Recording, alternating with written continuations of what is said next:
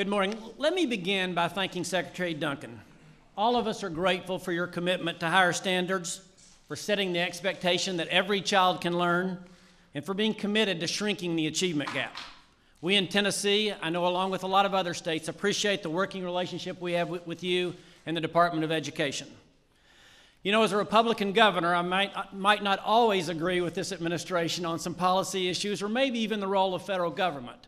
But when there are things that we can work together on, then we should. And this is one of those issues that we can work together on. In Tennessee, we have raised our standards. We've linked teacher evaluation to student performance, and we are holding ourselves accountable. We believe that we are most qualified to make our own decisions about how to continue our progress in making certain every child is career or college ready. I look forward to the federal government narrowing its role in education and allowing Tennessee the flexibility to abide by its own rigorous standards. Education decisions are best made at the state and local level. Ladies and gentlemen, please join me in welcoming the President of the United States.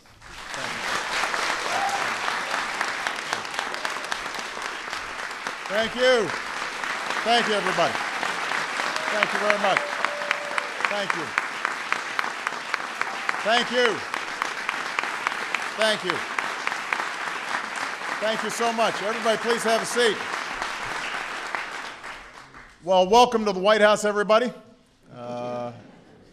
I see a whole bunch of people who are interested in education, and we are grateful for all the work that you do each and every day. I want to recognize the person to my right, somebody who I think will end up being considered one of the finest secretaries of education we've ever had, Arne Duncan.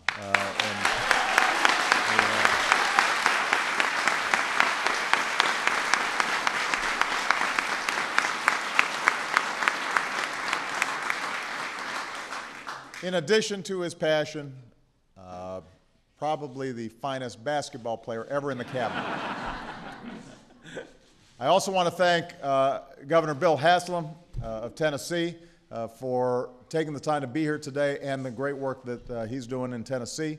I'm especially appreciative because I found out that his daughter is getting married and he is doing the ceremony tomorrow, so we've got to get him back on time. But we really appreciate his presence. Thank you. And a good friend, somebody who I had the pleasure of serving with during the time that I was in the United States Senate. He's now the governor of Rhode Island, Lincoln Chafee. It's wonderful to see Lincoln. Thank you all for coming. And I do want to acknowledge two guys who've just worked tirelessly on behalf of education issues who happen to be in the front row here. From the House, outstanding Congressman George Miller.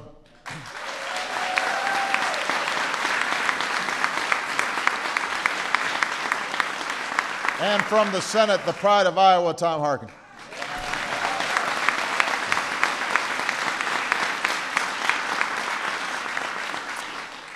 Now, it is an undeniable fact that countries who out-educate us today are going to out-compete us tomorrow. But today, students are sliding against their peers around the globe. Today, our kids trail too many other countries in math, in science, in reading. And that's true, by the way, not just in inner-city schools, not just among poor kids, even among what are considered are better off suburban schools.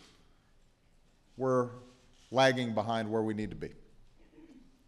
Today, as many as a quarter of our students aren't finishing high school. We have fallen to 16th in the proportion of young people with a college degree, even though we know that 60% of new jobs in the coming decade will require more than a high school diploma. And what this means is, if we're serious about building an economy that lasts, an economy in which hard work pays off with the opportunity for solid middle-class jobs, we've got to get serious about education. We are going to have to pick up our games and raise our standards. We're in the midst of an ongoing, enormous economic challenge. And I spend a lot of my time thinking immediately about how we can put folks back to work and how we can stabilize the the world financial markets, and those things are all important. But the economic challenges we face now are economic challenges that have been building for decades now. And the most important thing we can do is to make sure that our kids are prepared for this new economy. That's the single most important thing we can do.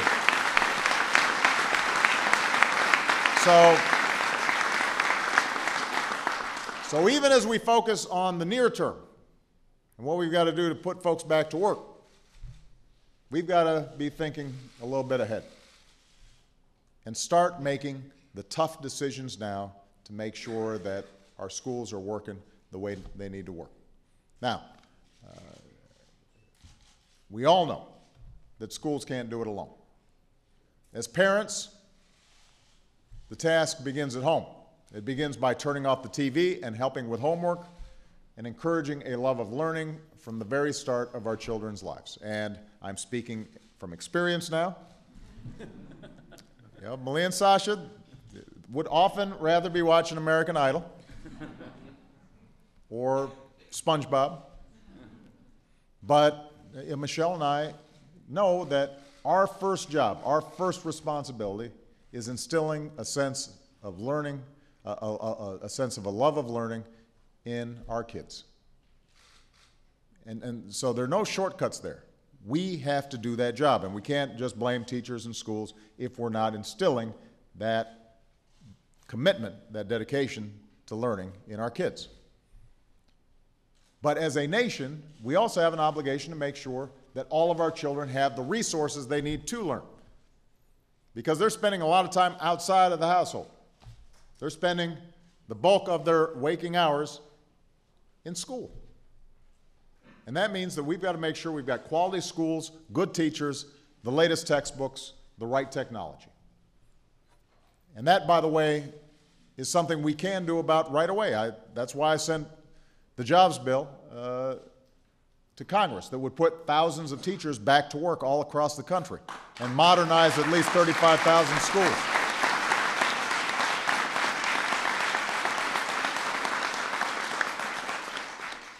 Congress should pass that bill right now.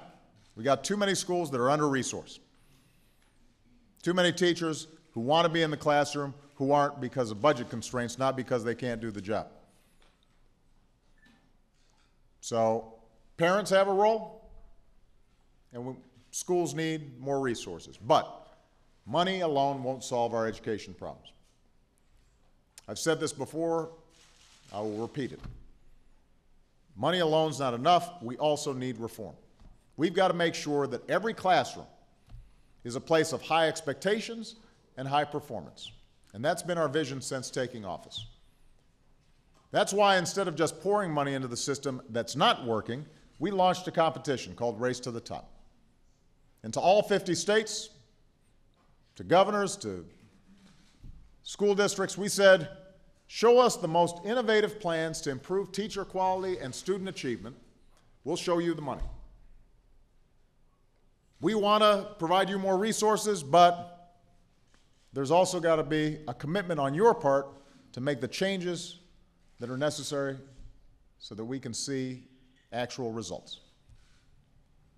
And for less than 1% of what we spend on education each year, Race to the Top, under Arnie's leadership, has led states across the country to raise their standards for teaching and learning.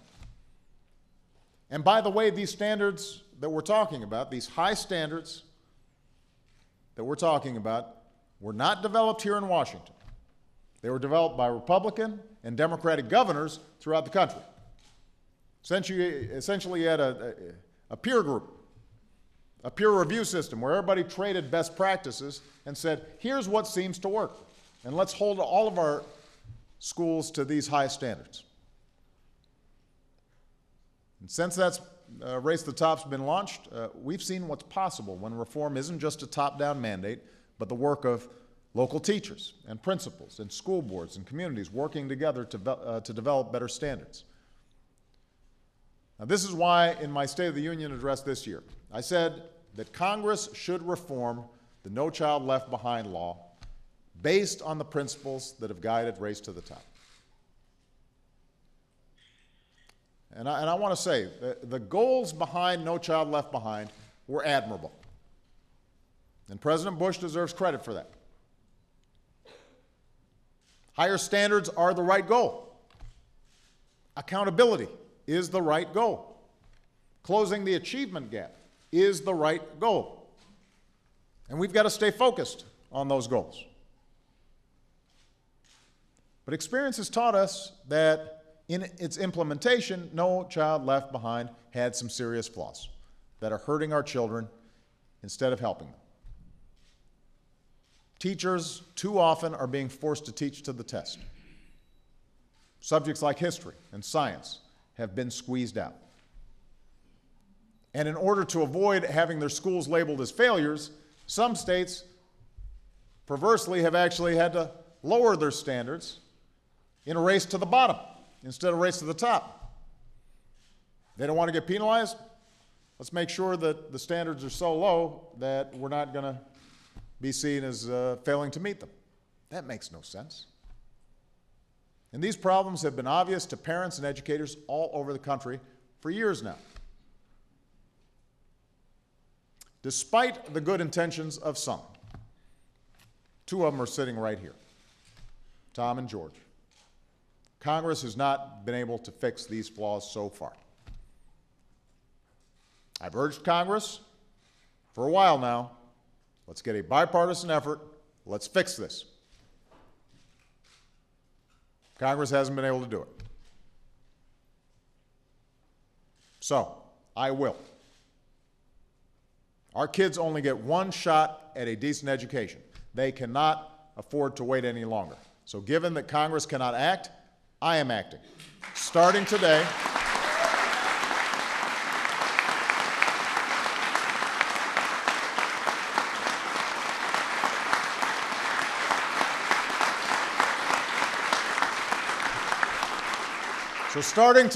we'll be giving states more flexibility to meet high standards. Keep in mind, the change we're making is not lowering standards. We're saying we're going to give you more flexibility to meet high standards.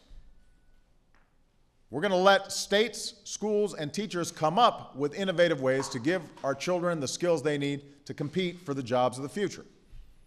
Because what works in Rhode Island may not be the same thing that works in Tennessee.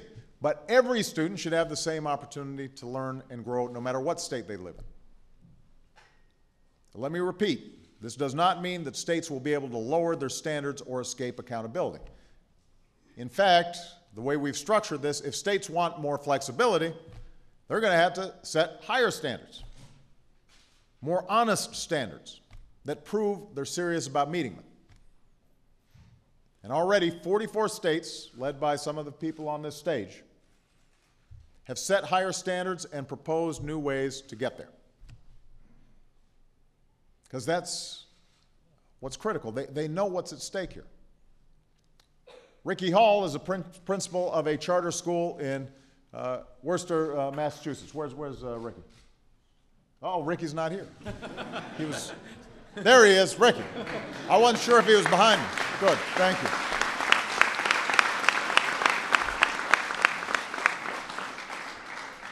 Every single student who graduated from Ricky's school in the last 3 years went to college. Every single one.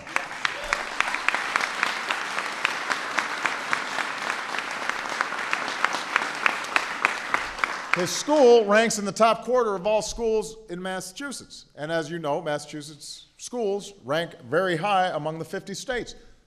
But because Ricky's school did not meet all the technical standards of No Child Left Behind, his school was labeled a failure last year. That's not right. That needs to change. What we're doing today will encourage the progress at schools like Ricky's. Is John Becker here? He is? All right, here's John. I didn't think you were John. John teaches at one of the highest performing middle schools in DC. And now, with these changes we're making, he's going to be able to focus on teaching his fourth graders math in a way that improves their performance instead of just teaching to a test.